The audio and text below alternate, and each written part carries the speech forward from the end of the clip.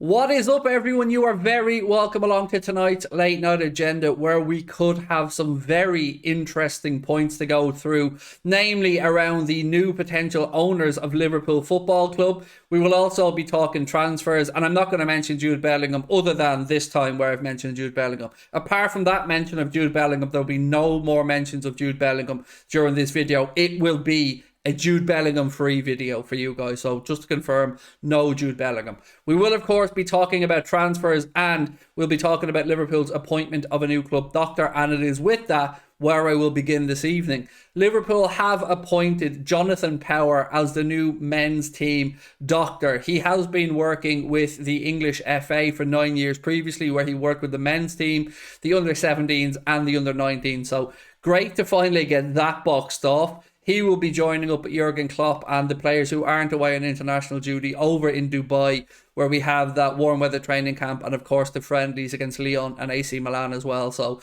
finally great to get a bit of positive news this week, where it seemed like everybody was leaving the club, but yes, we finally do have a club doctor once again, which is great news. So, my friends, before I get stuck into the transfer talk and, of course, the talk around potential new owners, you guys know the drill by now. I want to know your thoughts on all the subjects I speak about. Drop a like on the video and, of course, hit that subscribe button for me. Let's start off with the transfer talk really quickly, because I want to leave the ownership topic to the end and I want to get stuck into it in proper detail. So Liverpool have been linked today once again with Christian Pulisic, the LeBron James of football. This link has been one that's been around for quite a while. Before he joined Chelsea, I was screaming for Jurgen Klopp and Liverpool to sign him. I know there will be people who think he hasn't done enough at Chelsea, and I can't argue against you on that one. I don't know whether it was Thomas Tuchel not rating him, whether it was a mixture of injuries and what he was showing on the training pitch wasn't good enough, but he never really exploded onto the scene for Chelsea like many of us thought that he would. He currently has 18 months to go on his Chelsea contract, and there's been some rumours that in January Liverpool may be looking to put in a £35 million bid for him.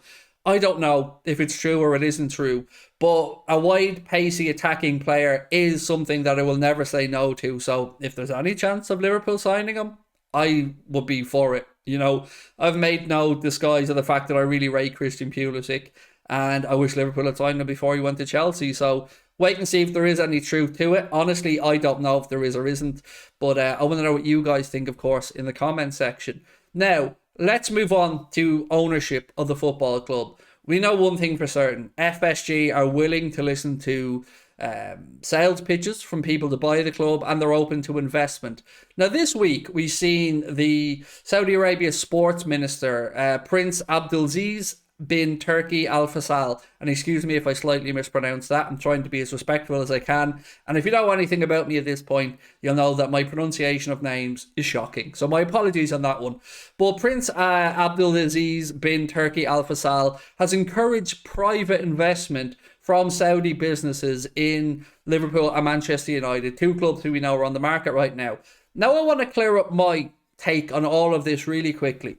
I have no issues with money coming from Saudi Arabian business, money coming from Qatar business, money coming from Indian business or any other part of the world, as long as it is not state funded. That is my cutoff point. That is my line drawn in the sand. I do not want Liverpool Football Club being owned by any state-backed, government-backed, royal family-backed entities. I don't like the idea of it in football in general, and it definitely isn't something I want to see at Liverpool Football Club. But I'm not ignorant enough to rule everybody out because of a part of the world that they're from.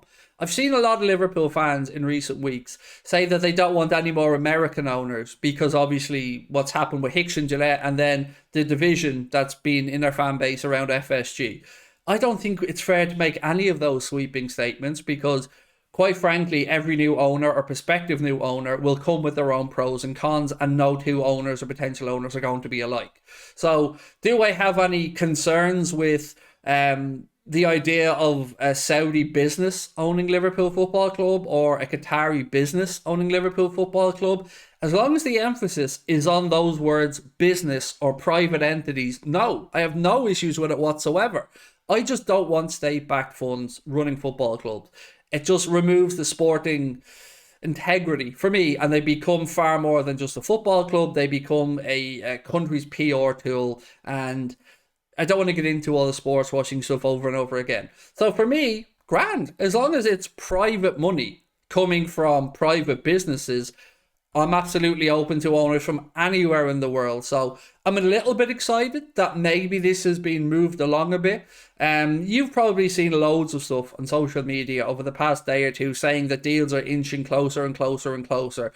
I've been told the same behind the scenes, but not from people that I would stand over, not from people that I feel confident enough on any specific thing I've been told to stand over it and put my reputation and my integrity on the line. So for me, I'm just waiting like everybody else to see. But there does seem to be genuine interest in both Liverpool and Manchester United, specifically from that part of the world, from Saudi Arabia, Qatar. You know, there was, if you remember correctly, there was a tweet that was put out from somebody whose name escapes me that had a kind of Liverpool, Qatar handshake emoji, deal done. And then I think, if my memory's right, there was a telecommunications company that was a hashtag underneath it. So for me, it's never been about what part of the world the money comes from. It's about where that money originated from. And if it's through a private business, sound. No issues for me whatsoever. And I welcome in any new owners of the football club who will do right by the football club and who will not use it as a PR tool for a particular regime or for stuff that we find unpalatable.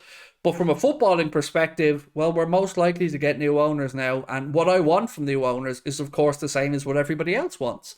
I want success. I want the manager being backed. And I want Liverpool to be able to compete. Not to be able to blow away other clubs out of the water, but be able to really go out there and financially compete with other clubs. I don't buy into this if you can't beat them, join them mindset of what's gone on at Manchester City, PSG and Newcastle and the like. I don't buy into that. I'm somebody that thinks if you can't beat them and the system's rigged, we need to resolve the system and make it less rigged. Maybe that's naive of me, I don't know. So I'm excited about the news over the past 24, 48 hours. There's no specifics as of yet from who these businesses or investors may be. We have to wait for, as they say, the devil is in the details, so we have to wait on this. But my concern around any sale for Liverpool Football Club has been, will it affect Jurgen Klopp in the immediate future, and will it affect our transfer strategy going into the winter window and of course into next summer's window, where we have a certain midfielder whose name I promise not to mention that we want to be signing up. So if we can get some certainty over those things, that can only be a positive. To say that this week hasn't been easy for opposition fans or for the media to kind of poke at Liverpool a little bit, prod Liverpool a little bit, and undermine Liverpool a little bit would be a lie. Because when you see things like Julian Ward stepping away, having only come into the job to take over from Michael Edwards, it's worrying. And you start to think to yourself, is there divisions in the camp? Is there a power struggle going on behind the scenes? But I've always hoped that these things were because maybe a sale was closer than we initially believed. And if that's the case, the other stuff kind of starts to make sense. So what we need to happen is, if it's a new owner or if it's FSG, there needs to be a transfer strategy in place, ready to go as soon as that window opens in January, because Liverpool badly need a midfielder. And this applies whether FSG are looking to sell right now or it drags on till the summer. They can't afford Liverpool not to be in the Champions League. It will not be a good look, and it will not look good to any potential new owners, and maybe might scare a few people away because they could be thinking, is this squad worse than we thought? And are they on the decline? And am I buying in at a time where we'd have to throw huge money into the squad? I don't think we're at that point. I think we do need to add in some midfielders, and I think a bit of investment is needed there, but not huge surgery. I'm very confident in the squad that we have. So all of that aside, one last question that has been posed to me a lot over the past week is, do you think the sale of Manchester United could impact the sale of Liverpool in a negative way, in any way, shape or form? And the answer to that is yes and no. Yes, because I'm sure there would be more people looking to buy Liverpool if Liverpool and United weren't up for sale at the same time, which is unprecedented really in my lifetime, that you've got two crown jewels in English and European football up for sale right at the same time and openly up for sale. But ultimately only one person or one fund, one business, whatever, can buy each club. So it looks like Sir Jim Ratcliffe is going to make a play for Manchester United. And I like the idea of that from a United point of view because he's a United fan and he's English. And if he can buy Manchester United, brilliant. But I also don't really care about Manchester United, and I'm only concerned about Liverpool Football Club. So I want our owners to come in and continue on the good side of what FSG has done, but loosen up the purse strings a little bit and maybe not make some of the silly mistakes that we've seen FSG make. So is it time to get excited? Maybe. Don't get the party poppers out just yet, but there could be something to this, you know. So it will be an evolving story over the coming days and weeks. I'm starting to get really excited by it all. I want to know your thoughts in the comment section. Is there any particular owner out there you'd like to see come in, throw their hat in the ring for Liverpool? Do you believe that, as the Saudi Arabia Sports Minister, Prince Abdulaziz bin Turki Al Faisal, has said that it will be private money that might be invested in Liverpool or Manchester United? Do you believe that? Or do you think, again, this could be one big cover-up job? Because the skeptical part of me worries about that, but the part of me that is excited by a potential takeover hopes that that's sincere. And if it is sincere, then I've got no issues with it. That's where I am. I want to know how you guys feel. Talk to you soon. Bye-bye.